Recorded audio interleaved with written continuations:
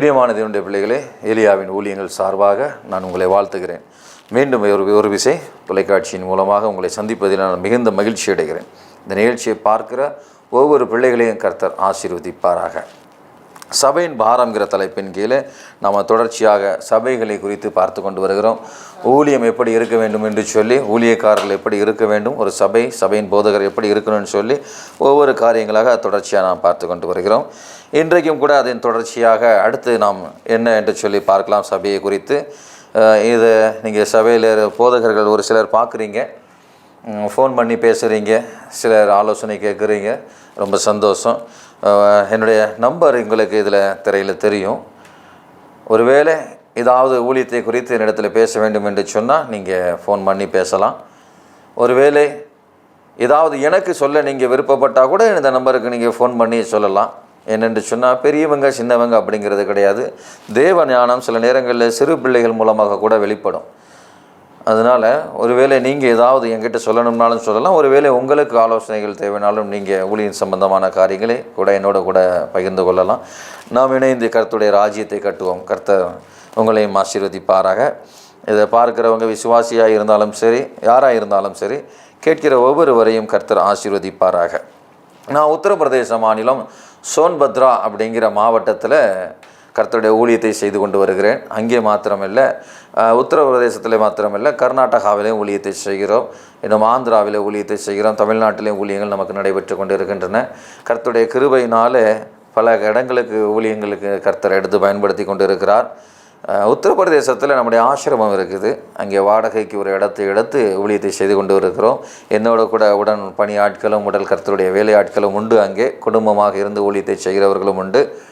திருமணமானவர்கள் திருமணமாகாதவர்களும் என்னோட கூட அங்கே ஆசிரமத்தில் இருந்து ஊழியத்தை செய்கிறார்கள். அது நம்ம வாடகை தான் வச்சுருக்கிறோம், சொந்தமாக கிடையாது. நீங்கள் ஜெபிக்கும்போது எனக்காக ஜெபித்து கொள்ளுங்கள். பலவித போராட்டங்களின் மத்தியிலே கர்த்தருடைய ஊழியத்தை செய்து கொண்டு வருகிறோம். பல விதத்தில் நெருக்கங்களை சந்திக்கிறோம். உங்களுக்கு தெரியும் உத்தரப்பிரதேசம் ஊழியம் எவ்வளவுன்னு சொல்லி ஒரு சிலருக்கு தெரியும். ஒருவேளை தெரிஞ்சிக்க விரும்புகிறீங்க அப்படின்னு சொன்னாலும் நீங்கள் எனக்கு தொடர்பு கொள்ளலாம். ஒருவேளை உத்தரப்பிரதேச ஊழியத்தை நாங்கள் வந்து பார்க்க விரும்புகிறோம் என்று சொல்கிறவங்க நீங்கள் வரலாம் தாராளமாக. ஒருவேளை என்னோடு கூட சேர்ந்து நாங்களும் யூபியில் உத்தரப்பிரதேசத்தில் வந்து ஊழியம் செய்ய ஆசைப்படுறேன்னு சொன்னால் அதுக்கும் நீங்கள் என்னை தொடர்பு கொள்ளலாம். ஒருவேளை நாங்கள் ஊழியத்தை தாங்க விரும்புகிறேன் அப்படின்னு சொன்னாலும் என்னுடைய ஊழியத்தை இந்த தாங்கலாம். கர்த்தர் உங்களை ஆசீர்வதிப்பாராக. சரி, இப்போ நாம் வார்த்தைக்குள்ளாக போகலாம்.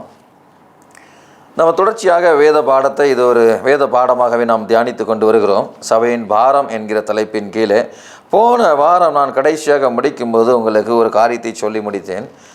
அப்போஸ்தலனாகிய பவுல் கலாத்திய சபைக்கு எழுதின நிருபத்திலே கலாத்தியரின் புஸ்தகம் 1வது அதிகாரம் 10வது வசனத்தை நான் சொல்லி முடித்தேன். 10வது வசனத்தை நான் அன்னைக்கு முடிக்கிறதுனால கொஞ்சம் விளக்கமாக சொல்ல முடியாத காரணத்தினால சுருக்கமாக முடித்தேன். இப்போ அந்த வசனத்தை நான் சொல்லி ஆரம்பிக்க விரும்புகிறேன். கலாத்தியரின் புஸ்தகம் 1வது அதிகாரம் 10வது வசனம் இங்கே சொல்லி இருக்கிறது, இப்பொழுது நான் மனுஷரையா தேவனையா யாரை நாடி போதிக்கிறேன், யாரை பிரியப்படுத்த பார்க்கிறேன், இன்னும் மனுஷரை பிரியப்படுத்துகிறவனாய் இருந்தால் நான் கிறிஸ்துவின் ஊழியக்காரன் அல்லவே. இங்கே அவர் ஒரு காரியம் ஒன்று சொல்கிறார் பாருங்க.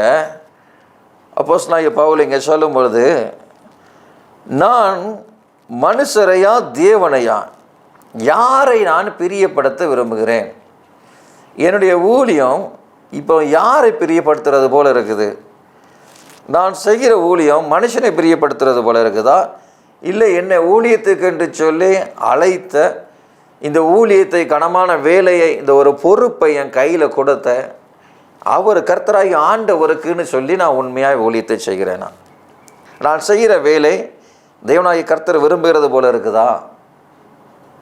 அப்போ அங்கே பவுல் சொல்லும் போது அவர் சொல்கிறாரு, நான் யார் பிரியப்படுத்துறதுக்காக இந்த வேலையை செஞ்சுக்கிட்டு இருக்கேன். ஒருவேளை நான் மனுஷனை பிரியப்படுத்துறதுக்காக என் ஊழியத்தை நிமித்தமாக மனுஷன் சந்தோஷப்படணும், என்னை பார்க்குறவங்க நான் ஊழியம் செய்கிறத வச்சு, நான் பிரசங்கிக்கிறதை பார்த்து, என் போதனைகளை பார்த்து, நான் சபை நடத்துகிற விதத்தை பார்த்து மனுஷர்கள் சந்தோஷப்படணும்னு நினச்சி நான் ஊழியத்தை செஞ்சேன் அப்படின்னு சொன்னால் நான் கிறிஸ்துவனுடைய ஊழியக்காரன் கிடையாது. நான் கிறிஸ்துவனுடைய ஊழியக்காரனானால் நான் கிறிஸ்துவை சந்தோஷப்படுத்தணும், கர்த்தராகிய இயேசுவை சந்தோஷப்படுத்தணும். நான் செய்கிற ஊழியத்தில் அவர் மகிழ்ச்சி அடையணும். அப்போ தான் நான் அவருக்கு ஊழியம் செய்கிறேன்னு அர்த்தம். நான் மனுஷன் என்னுடைய ஊழியத்தை பார்த்து மகிழ்ச்சி அடைஞ்சாங்க, மனுஷர்கள் அவர்களுக்கு ஏற்ற விதமான ஊழியத்தை நான் செஞ்சேன் அப்படின்னு சொன்னால், நான் அப்போ தேவனுக்கு ஊழியம் செய்யலை, மனுஷனுக்கு ஊழியம் செய்கிறேன். இன்றைக்கி ஒரு நிமிஷம் நீங்கள் கொஞ்சம் உங்களையே அலசி ஆராய்ச்சி பார்க்கணும். நீங்கள் செய்கிற ஊழியத்தில் தேவன் மகிமைப்படுறாரா, தேவனாகிய கர்த்தர் சந்தோஷப்படுறாரா? உங்களை பார்த்தவர், எனக்கு உண்மை உத்தமமான ஊழியக்காரனே, கொஞ்சத்தில் நீ உண்மையாக இருந்தாய், நான் உனக்கு கொடுத்த ஊழியத்தை நீ உண்மையோடு செஞ்ச அப்படின்னு சொல்லி உங்களை பார்த்து சொல்லுகிறது போல் உங்களுடைய ஊழியம் இருக்குதா? ஒருவேளை அப்படி இல்லை அப்படின்னு சொன்னால் நீங்கள் உங்களை மாற்றிக்கோங்க. ஏன்னு சொன்னால், இந்த ஊழியம் அப்படிங்கிறது ஒரு வேலை. இந்த வேலை கர்த்தராகிய இயேசுவுக்கு செய்கிற வேலை, அவருக்கு செய்கிற ஊழியம் இது. அவர் எஜமானன், அவர் நமக்கு முதலாளி. அவர் முதலாளிக்கு நாம் ஒரு வேலை செய்கிறோம். அதுவும் இல்லாமல் இந்த வேலையை இதை பொறுத்த வரைக்கும் கூலிக்கு செய்கிற வேலை கிடையாது இது. அது நீங்கள் வேலையால் கூலிக்கு பாத்திரம் இருக்கிறான்னு சொல்லி இருக்குது, அது வேற. கர்த்தர் உங்களை போஷிப்பார், அது வேற. ஆனால் பிழைப்புக்காக செய்கிற வேலை இது கிடையாது. அது 1000 வேலைகள் இருக்குது. ஏன்னா கர்த்தராகிய இயேசு சொல்கிறாரு, அப்போஸ்தலனாகிய பவுல் சொல்கிறாரு. இதுக்கு முன்னாடி கூட நாம் இதை பற்றி உங்களுக்கு நான் விலைக்கு சொல்லியிருப்பேன், இதே சபையின் பாரங்கிற தலைப்பின் கீழே. ஒருவன் ஊழியக்காரனாக விரும்புகிறான் அப்படின்னு சொன்னால், அவன் பிழைப்புக்கு அடுத்த அலுவலில் சிக்கிக்கொள்ள மாட்டான். தன்னை சண்டகத்துக்கு சேவகத்துக்கு எழுதி வாங்கினவனுக்கு வேலை செய்ய நினைப்பான். அவன் நான் பிழைக்கணும் அப்படிங்கிற பிழைப்புக்கான காரியத்தில் சிக்கிக்கொள்ள மாட்டான். அப்படிங்கிறது குறித்து இதுக்கு முன்னாடி நான் உங்களுக்கு விலைக்கு பேசியிருக்கிறேன். அப்போ ஊழியம் அப்படிங்கிறது நம்ம பிழைப்பு நடத்துறதுக்கான இடம் கிடையாது. இந்த ஊழியம் அப்படிங்கிறது நம்ம சுகபோகத்துக்கான இடம் கிடையாது. அப்படியே இருக்கும்னு சொன்னால், நாம் ஒரு தொழில் பண்ணவோ இல்லை கஷ்டப்பட்டு வேலை பார்த்தோ உழைச்சி நம்மளுடைய ஆசைகளை விருப்பங்களை நிறைவேற்றி கொள்ளலாம். ஊழியம் நம்மளுடைய ஆசை விருப்பத்தை நிறைவேற்றுவதற்கான இடம் கிடையாது. இது கர்த்தருடைய சித்தத்தை நம்முடைய தோள் மேலே சுமந்து கொண்டு, தேவனுடைய சித்தம் என்னுடைய சித்தம், அவருடைய விருப்பத்தை நம் விருப்பமாய் மாற்றிக்கொண்டு, அதைத்தான் சுயத்தை வெறுத்து, எனக்குன்னு ஒரு ஆசையும் கிடையாது, எனக்குன்னு ஒரு விருப்பமும் கிடையாது. அப்போ சுயங்கிற சுய காரியங்களை எல்லாம் வெறுத்து சிலுவையை தூக்கி கொண்டு கர்த்தராகிய இயேசு போன பாதையிலேயே அவரை பின்பற்றி போகிறது.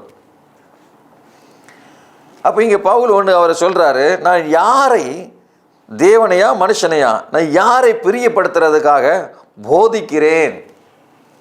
அப்போ என் போதனைகள் எப்படி இருக்குதுன்னு அவர் ஒரு கேள்வி ஒன்று வைக்கிறார். கலாத்திய சபையை பார்த்து கேட்குறாரு. இன்றைக்கி நீங்கள் உங்களை நீங்களே யோசிச்சு உங்களுக்குள்ளே ஒரு கேள்வி ஒன்று கேளுங்க. இன்றைக்கி நீங்கள் பிரசங்கம் பண்ணுகிற பிரசங்கம் சபையிலே, இன்றைக்கி கூட்டங்களிலே பல கூட்டங்கள் நடக்குது, கன்வென்ஷன் மீட்டிங் நடக்குது. இன்றைக்கி நிறைய இடங்களில் ஓப்பன் மீட்டிங்கெல்லாம் பண்ணுறாங்க, ஸ்டேஜ் மீட்டிங் பண்ணுறாங்க, சபையில் கூட்டங்கள் நடக்குது. அப்போ ஊழியக்காரர்கள், நீங்கள் ஒரு நிமிஷம் உங்களையே ஒரு கேள்வி ஒன்று கேட்டு பாருங்கள். நீங்கள் பிரசங்கிக்கிற பிரசங்கம் தேவனை பிரியப்படுத்துறது போல இருக்குதா, இல்லை மனுஷரை பிரியப்படுத்துறது போல இருக்குதா? யாரை பிரியப்படுத்துறதுக்கு நீங்கள் பிரசங்கம் பண்ணுறீங்க? கொஞ்ச காலத்துக்கு முன்னதாக ஈரோட்டில் ஒரு பகுதியில், அந்த சபைக்கு நான் சொல்ல விரும்பலை, ஈரோட்டில் ஒரு பகுதிக்கு நான் ஊழியத்துக்கு போயிருந்தேன். ஒரு 6 வருஷத்துக்கு முன்னாடி, கொரோனாவுக்கெல்லாம் முன்னாடி, ஆமாம் கொரோனாவுக்கு முன்னாடி 6 வருஷம் முன்னாடி, கொரோனாவுக்கு முன்னாடி நான் அங்கே சபைக்கு போயிருக்கிறேன். அப்போது நான் கடைசி காலத்தை குறித்து அங்கே பிரசங்கிக்கிறேன். 1 மணி நேரம் எனக்கு டைம் கொடுத்துருந்தாங்க. அந்த 1 மணி நேரத்தில் எவ்வளவு முடியுமோ அவ்வளவு சுருக்கமாக வேகமாக நான் வேதத்திலேருந்து எடுத்து விளக்கங்களை சொல்லிக்கிட்டு இருக்கிறேன். இப்போ நான் உங்களுக்கு டிவியில் பேசும்போது நிதானமாக கொஞ்சம் மெதுவாக உங்களுக்கு சொல்லி கொடுக்குறேன்.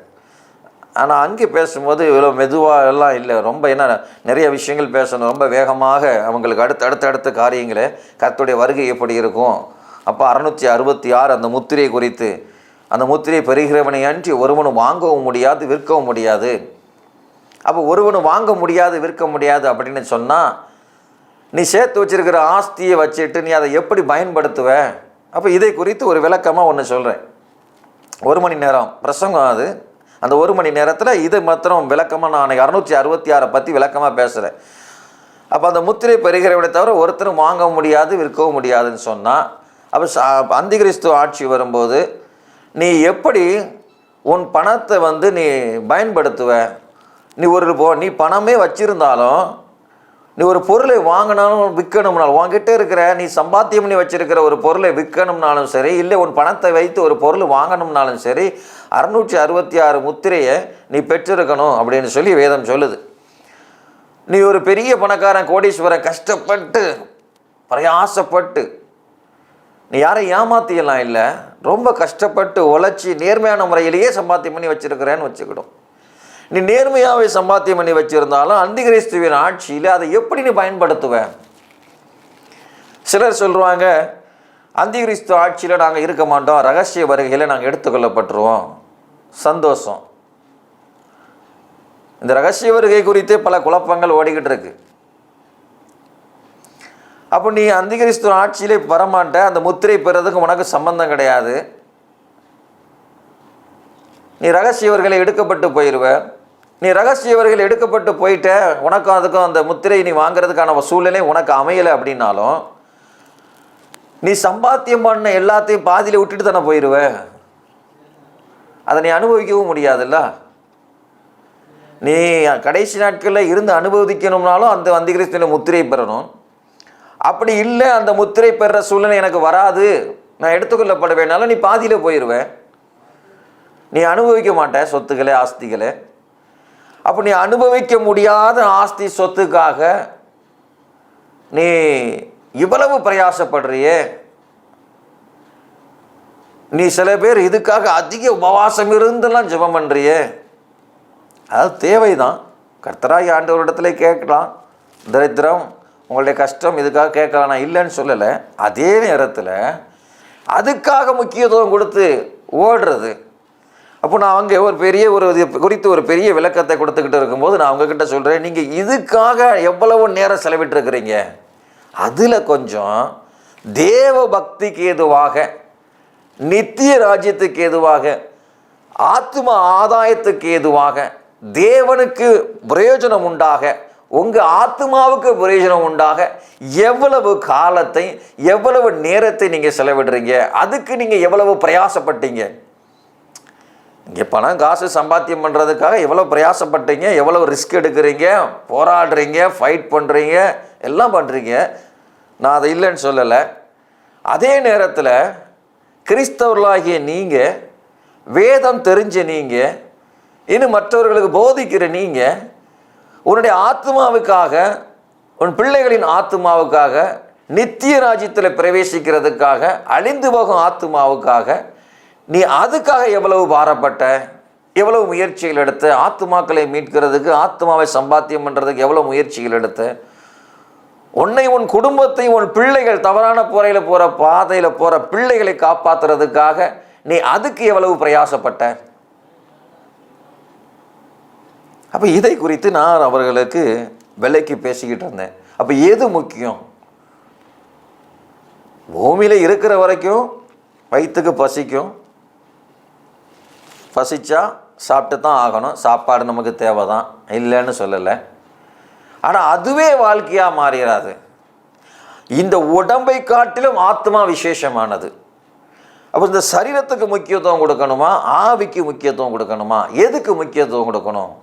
பூமிக்கு முக்கியத்துவம் கொடுக்கணுமா, பரலோகத்துக்கு முக்கியத்துவம் கொடுக்கணுமா? அப்போ இதை குறித்து நான் அவர்களுக்கு உபதேசித்தேன். அந்த சபையிலேயோ நிறைய செல்வந்தர்கள், பிஸ்னஸ் பண்ணுறவங்க, பெரிய பெரிய அதிகாரிகள், தலைவர்களும் இருந்தாங்க. நல்லா படித்தவங்க, எல்லாருமே படித்தவங்க. அப்போ அந்த பிரசங்கத்தை அமைதியாக கேட்டுட்டு இருந்தாங்க. நான் இதை போதிச்சுக்கிட்டு இருக்கும்போது இது ரொம்ப வேகமாக வேதத்திலேருந்து நிறைய வசனங்கள், ஆதாரங்களை எடுத்து பேசிக்கிட்டு இருக்கேன், வேகமாக ஓடுது. ஒரு சிலர் கொஞ்சம் அப்படி என்ன ஒரு மாதிரி பார்க்குறாங்க. அரை மணி நேரம் ஆகிறதுக்குள்ளே ஒரு சிலர் அப்படியே கையை தூக்கி கடிகாரத்தை காட்டுறாங்க, டைமை பார்த்துக்கோன்னு சொல்கிறாங்க. அப்போ அவங்க சீக்கிரம் முடின்னு சொல்கிறாங்க. இனிய எனக்கு டைம் 1 மணி நேரம் கொடுத்துருக்குறாங்க, ஆனால் அவங்க உட்கார்ந்துருக்கிற ஒரு சிலர் சீக்கிரம் முடின்னு சொல்கிறாங்க என்னை பார்த்து. அப்போ நான் அவங்கக்கிட்ட சொல்கிறேன், எனக்கு கடிகாரம் முன்னாடி இருக்குது, நானும் கடிகாரம் வச்சுருக்கேன், 1க்கு 3 கடிகாரம் இருக்குது இந்த சர்ச்சில், நான் அதை பார்த்துட்டு தான் இருக்கேன், அதனால் நீங்கள் அதை பற்றி கவலைப்படாதங்க அப்படின்னு சொல்லிட்டு வசனம் அடுத்தடுத்து அவங்களுக்கு பேசிக்கிட்டு இருக்கிறேன். பல பேர் ஆர்வமாக கேட்டுட்டு இருக்காங்க. சபை 2 ஆகுது. எப்படி 2 ஆகுது அப்படின்னு சொன்னால், ஆவிக்குரிய வார்த்தைக்கு முக்கியத்துவம் கொடுக்குறவங்க, பரலோக ராஜ்யம் போகணுமே அப்படின்னு சொல்லி அதுக்காக ஆசைப்படுற ஒரு கூட்டம் இன்றைக்கி நிச்சயமாக ஆண்டு நமக்காக பேசுகிறாருன்னு ஆர்வமாக இருக்கிறாங்க. எனக்கு பரலோகத்தை பற்றி அதை பற்றி எந்த ஒரு ஆர்வமும் இல்லாமல், நித்திய ராஜ்யத்தை குறித்த தேடல் இல்லாமல், அதை குறித்த அவசியம் இல்லை அப்படின்னு சொல்லி, உலகம் மாத்திரம் எனக்கு போதும், பணம் தான் இப்போதைக்கு எங்களுக்கு குறிக்கோள், எங்களுக்கு அதுதான் வேணுங்கிற ஒரு கூட்டம் இருக்குது. அவங்களுக்கு எதை பற்றியும் கவலை இல்லை, எப்படியோ எனக்கு பணம் வேணும் அவ்வளோதான். இப்போ இந்த மாதிரி பண ஆசை இருக்கிற இப்படி ஒரு கூட்டம் இருக்குது. இந்த கூட்டத்துக்கு ஆவிக்குரிய வார்த்தை பிடிக்கல. ஆவிக்குரிய காரியங்கள், இந்த வெளிப்படுத்தின விசேஷத்திலிருந்து நித்திய ராஜ்யத்தை குறித்து பரலோகம் போகிறதுக்கு என்ன செய்யணும்னு பேசுகிற விஷயம் அவங்களுக்கு பிடிக்கல. அவங்களுக்கு தேவை என்னது? கர்த்தர் என்னை ஆசீர்வதிப்பார் நீ சொல்லு, உன் தொழிலை வியாபாரத்தை ஆசீர்வதிப்பார் நீ சொல்லு. நீ அதை விட்டுட்டு நீ ஒரே சாபம்னு சொல்லிக்கிட்டு இருக்க, ஆக்கினி தீர்ப்புன்னு சொல்லிக்கிட்டு இருக்க, தண்டனைன்னு சொல்லிக்கிட்டு இருக்க, நித்திய ராஜ்யம்னு சொல்லிக்கிட்டு இருக்க. இந்த பூமியிலே நாங்கள் ஆஸ்தி செல்வம் சம்பாத்தியம் பண்ணுறதுக்கான ஒரு வழியை சொல்லு. இதை விட்டுட்டு பார்க்காத பரலோகத்தை பற்றி பேசிக்கிட்டு இருக்கியே, நீ பரலோகத்தை பார்த்தியா அப்படின்னு ஒரு குரூப் 2 ஆயிட்டு. யாரும் உடனே என்கிட்ட எதுவுமே சொல்லலை. முடிஞ்சதுக்கப்புறமா ஒரு சிலர் வர்றாங்க முன்னாடி என்கிட்ட. அந்த சபையில் முக்கியமான ஒரு சிலர் வந்தாங்க. அன்னைக்கு ஏற்கனவே நான் ஒரு 3 முறை போயிருக்கேன் அந்த சர்ச்சுக்கு. ஜெபிக்கிறதுக்காக என் முன்னாடி வருவாங்க பிரசங்கம் முடிஞ்ச உடனே. ஆனால் அன்னைக்கு யாருமே ஜெபிக்க வரலை. அப்படியே ஒரு மாதிரி ஒரு சலசலப்பு. முடிஞ்ச உடனே ஒரு குரூப் என்கிட்ட முன்னாடி வந்து, ஐயா இன்றைக்கி தேவையான வார்த்தையை நீங்கள் சரியாக இன்றைக்கி கர்த்தர் உங்கள் மூலம் பேசியிருக்கிறாரு. பரலோக ராஜ்யத்தை குறித்த விழிப்புணர்வு இன்றைக்கி இல்லை, அதை குறித்த தேடல் உண்மையாகவே இல்லை, அதை குறித்த ஒரு நித்திய ராஜ்யத்தை குறித்தும் கடைசி நாட்களில் வரப்போகிற அந்தி கிறிஸ்து ஆட்சியை குறித்தும் இன்றைக்கி ஒரு நியாய தீர்ப்பை குறித்து வரப்போகிற நியாய தீர்ப்பை குறித்து இன்றைக்கி பயமே இல்லாமல் இருக்கிறாங்க. அப்போ இன்றைக்கி நீங்கள் பேசுனது எங்களுக்கு ஒரு உந்துகோலாக இருந்தது. நாங்கள் பிசாசுக்கு தப்பி தேவராஜ்யத்துக்கு போகிறதுக்கு இன்றைக்கி ஒரு நல்ல ஒரு வார்த்தை எங்களுக்கு கர்த்தர் உங்கள் மூலமாக கொடுத்தாரு, ரொம்ப சந்தோஷம் அப்படின்னு சொன்னாங்க. ஒரு சிலர் அப்படியே அமைதியாக போயிட்டாங்க. கொஞ்ச நாள் ஆச்சு.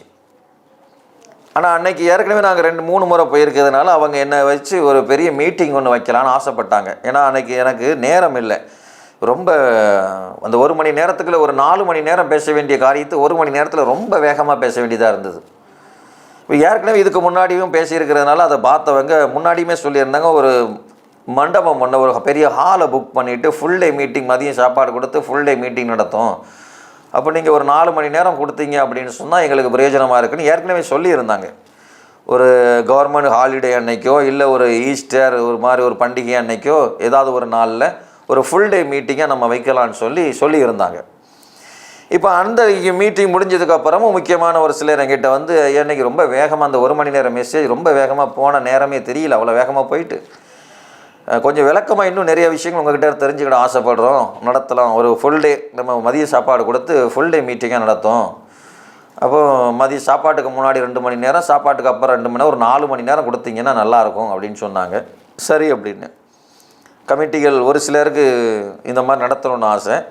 ஆனால் அதில் இருக்கிற முக்கியமான ஒரு சிலருக்கு வந்து இந்த நித்திய ராஜ்யமும் பரலோகம் இதை குறித்து நாட்டம் இல்லாதவர்களுக்கு இந்த வார்த்தைகள் விருப்பம் இல்லை. இப்படி விருப்பம் இல்லாத இவர்கள் எதுவும் சொல்லாமல் போயிட்டாங்க.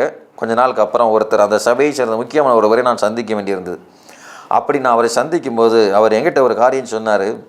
அப்போ நான் கேட்டேன், என்ன உங்கள் சர்ச்சிலேருந்து இப்படிலாம் சொன்னாங்களே, 2 முறை என்கிட்ட சொன்னாங்க, இப்படி ஒரு ஹாலில் மீட்டிங் வைக்கணும்லாம் சொன்னாங்க, அதுக்கப்புறம் எந்த ஒரு தகவலுமே இல்லையே, என்ன ஆச்சு அப்படின்னு கேட்டால், அப்போ அவர் என்கிட்ட கேட்டார், நீ என்ன பிரசங்கம் பண்ண அன்னைக்கு, நீ பண்ண பிரசங்கத்தை யோசிச்சுப்பார், நீ அத்தனை பேர் நெஞ்சிலையும் கடப்பாரை எடுத்து குத்துற மாதிரி பேசிட்ட, நீ நாசூக்கா வாழைப்பழத்தில் ஊசி ஏற்றுற மாதிரி குத்துறதே ஊசி ஏற்றுறதே தெரியாத அளவுக்கு நீ நாசூக்கா பேசணும், அவங்களுக்கு வலிக்காமல் நீ சொல்லணும், அப்போ ஒரு உதாரணத்துக்கு பெரிய பெரிய ஊழியக்காரன், இன்றைக்கி பெரிய பெரிய ஊழியக்காரங்கன்னு அவங்க பேரெலாம் சொல்ல விரும்பலை, அவங்க பேர்களெல்லாம் சொன்னார். இவங்களெல்லாம் பாருங்கள் எப்படி பேசுகிறாங்க. பெரிய பெரிய பணக்காரங்க எப்படி அவங்களுக்கு ஆதரவாக இருக்கிறாங்க. அவங்கெல்லாம் பாரு ஒன்றை மாதிரியே பேசுகிறாங்க. அவங்க அப்படியே வாயில் அல்வாவை எடுத்து வைக்கிறது போல் உள்ளே போகிறதே தெரியாது, அப்படி பேசுகிறாங்க. நீ அப்படி பேசு, இனிப்பாக பேசு. எப்போ பார்த்தாலும் வெட்டு ஒன்று துண்டு ரெண்டு இப்படிலாம் பேசாத, அவன் பிரசங்கத்தை மாற்று. நீ இப்படி பேசுனதுனால அங்கே வந்தவங்கெல்லாம் யாருன்னா பணக்காரங்க, பெரிய பெரிய ஆஃபீஸர், படித்தவங்க, காலேஜ் ப்ரொஃபஸர், பிரின்சிபல், அவங்க சொந்தமாக தொழில் பண்ணுறவங்க, அவரும் பிஸ்னஸ் மேன் வந்தவங்கெல்லாம். நீ பேசுனதெல்லாம் அவங்களுக்கு எப்படி பிடிக்கும்? அவ்வளவும் பணம் சம்பாத்தியம் பண்ணுற ஆட்கள், பெரிய பெரிய முதலாளிகள். இந்த முதலாளிகளுக்கு நீ சொன்ன வார்த்தை பிடிக்குமா? இப்படி பேசுனா எப்படி அனுமதிப்பாங்க உன்னை வச்சு மீட்டிங் பண்ணுறதுக்கு அப்படின்னாரு. அப்போ நான் யோசித்தேன். அப்போ அவர்கிட்ட கேட்டேன், நான் தவறாக ஏதாவது வேதத்திலேருந்து பேசிட்டேனா, வேதத்துக்கு முரணாக ஏதாவது பேசிட்டேனா?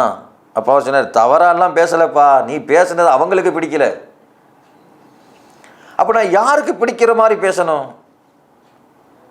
அப்போ அவர் சொல்கிறாரு, நீ பேசுகிறது சபையில் இருக்கிறவங்க அவங்க விரும்புகிற மாதிரி பேசு. அப்போ நல்லா யோசிச்சு பாருங்க. நான் அப்போ யோசித்தேன்.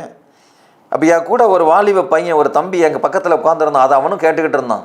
அவர் போனதுக்கப்புறம் அந்த தம்பி என்கிட்ட சொல்கிறான், அண்ணே தப்பி தவறி கூட நீங்கள் இவர் சொன்ன மாதிரி செஞ்சிடாதங்கண்ணே, நீங்கள் இப்போ எப்படி பிரசங்கம் பண்ணுறீங்களோ அப்படியே பண்ணுங்க, நீங்கள் அவர் இப்போ பேச்சை கேட்டு நீங்கள் மாறிடாதங்க.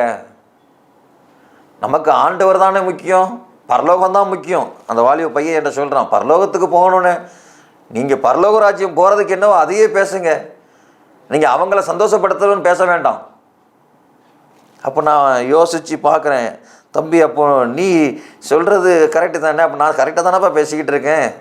ஆமாண்ணே சரியாக தானே பேசிக்கிட்டு இருக்கீங்க, அவர் சொல்கிற ரூட்டுக்கு என்றைக்கும் போயிடாதங்க. அப்போ நான் அந்த பையன் சொல்கிறேன், வேதமே அப்படி தானப்பா சொல்லுது, தேவனை பிரியப்படுத்த தானப்பா சொல்லுது, மனுஷனை பிரியப்படுத்த சொல்லலையே. அப்போ இங்கே பாருங்கள், பவுல் என்ன சொல்கிறாரு, நான் யாரை பிரியப்படுத்த போதிக்கிறேன். இன்றைக்கும் நீங்கள் பாருங்கள், எத்தனையோ பிரசங்கங்களை பாருங்கள், பிரசங்கிமார்களை பாருங்கள், அவங்க பிரசங்கங்கள் யாரை பிரியப்படுத்துறதுக்காக பேசுகிறாங்க? தேவனை பிரியப்படுத்துறதுக்காகவா, மனுஷனை பிரியப்படுத்துறதுக்காகவா? இன்னைக்கு நான் உங்களை பேசுறது உங்களுக்கு பிரியமாக இருக்கிறது போல பேசுறது போல தெரிஞ்சாலும் உண்மையிலே உங்கள் வாழ்க்கைக்கு அது நன்மையாக இருக்காது. ஏன்னா இந்த வாழ்க்கை 70-80 வருஷம், பலத்தின் மிகுதினால 80, அதுக்கு மேலே ஒன்றும் கிடையாது.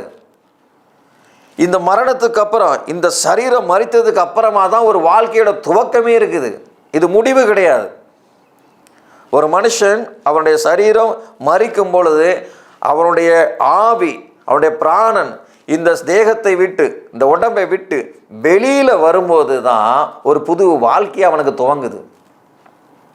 இது நிரந்தரம் கிடையாது. ஆனால் இது எல்லாத்துக்குமே தெரியும். தெரிஞ்சிருந்தாலும் நம்மளுடைய சிந்தனையும் நம்ம உலகம் எப்படி இருக்குன்னா, இந்த லௌகீகத்தை குறித்து, இந்த உலகுக்கு அடுத்த காரியத்தை குறித்தே நம்ம யோசிச்சுக்கிட்டு இருக்கிறோம். அதையே நினச்சி பாரப்பட்டுக்கிட்டு அதுக்காகவே ஓடிக்கிட்டு இருக்கோம், அதுக்காகவே நம்ம பிரயாசப்படுறோம், அதை குறித்து ஏங்கி தவிச்சுக்கிட்டு இருக்கோம். இதை பல போதகர்மார்கள் பயன்படுத்தி கொள்கிறாங்க. இப்போ என்கிட்ட அவர் சொன்னார்ல, அதுக்கப்புறம் 6 வருஷம் ஆச்சு, இன்னைக்கு வரைக்கும் அந்த சபையில் யார்கிட்டையும் கான்டாக்ட் கிடையாது, பேச்சும் கிடையாது. அப்போ அவர்கிட்ட அந்த மனுஷன், சபையில் அந்த முக்கியமான அந்த மனுஷன் என்கிட்ட சொல்லும்போது சொல்கிறார், பெரிய பெரிய பணக்காரர்கள் இருக்கிறாங்க, நிறைய படித்தவங்க எல்லாருமே. அப்போ பெரிய பெரிய பணக்காரர்கள் படித்தவர்கள் எல்லாம் பரலோக ராஜ்யம் வர வேண்டாமா? தரித்திரருக்கு சுவிசேஷம் பிரசங்கிக்கப்படுது அப்படின்னு சொன்னது போல தரித்திரர்கள் மாத்திரம்தான் பரலோகம் வரணுமா? நான் நினைக்கிறேன் எல்லாரும் பரலோகம் வரணும்னு சொல்லி. உயர்ந்தவன் தாழ்ந்தவன் இல்லை, ஏழை பணக்காரன் இல்லை, எல்லோரும் நித்திய ராஜ்யத்துக்கு வரணும்னு சொல்லி நினைக்கிறேன். அப்போ எல்லோரும் அங்கே வரணும்னு சொன்னால் பரலோகம் போகிறதுக்கு என்ன செய்யணுமோ அதை செஞ்சால் தான் நம்ம போய் சேர முடியும். நான் பெரிய பணக்காரனாக இருக்கிறேன், அதனால் நான் சபைக்கு ஒரு 1 லட்சம் ரூபா டொனேஷன் கொடுக்கேன், ஒரு ஊழியத்துக்கு நான் 1 கோடி ரூபா கொடுக்குறேன், பெரிய இடம் வாங்கி கொடுக்குறேன், நான் நிறைய பணம் கொடுக்க அப்படின்னு சொல்கிறதுனால, நான் பணம் கொடுத்ததுனால மாத்திரம் பரலோக ராஜ்யம் வந்துட முடியுமா? நிச்சயம் வர முடியாது. வேதம் சொல்லுது, மனம் திரும்புங்கள், மனம் திரும்புங்கள், பரலோக ராஜ்யம் சமீபமாக இருக்கிறது. நீ மனம் திரும்புன்னு தான் கர்த்தராகிய இயேசு சொல்கிறார். இயேசுவினுடைய முதல் போதனையாக தான் மனம் திரும்பு. மனம் திரும்புங்கிறது தான் இயேசுடைய போதனை. அப்படி மனம் திரும்பணும். நீ மனம் திரும்பி தேவனுக்கு சித்தமானதை செய்யணும். ஏழையோ பணக்காரனோ உயர்ந்தவனோ தாழ்ந்தவனோ படித்தவனோ படிக்காதவனோ யாராக இருந்தாலும் சரி, நீ செய்கிற ஒவ்வொரு செயலையும் ஒவ்வொரு காரியத்தையும் இயேசு விரும்பணும். நீ செய்கிற ஊழியத்தை இயேசு விரும்பணும். ஊழியக்காரன் நீ ஊழியம் செய்கிறதுனால பரலோகத்துக்கு ஆத்துமாக்களை சேர்க்கணும். நீ உன் பிரசங்கத்தினால ஆத்துமாக்கள் பரலோகம் வந்து சேரணும். நீ போதிக்கிற உன் பிரசங்கத்தினால இங்கே வீட்டை கட்டி அவன் இங்கேயே உட்கார்ந்துருக்க கூடாது. வீடு தேவைதான், எல்லாத்துக்கும் இல்லைன்னு சொல்லலை.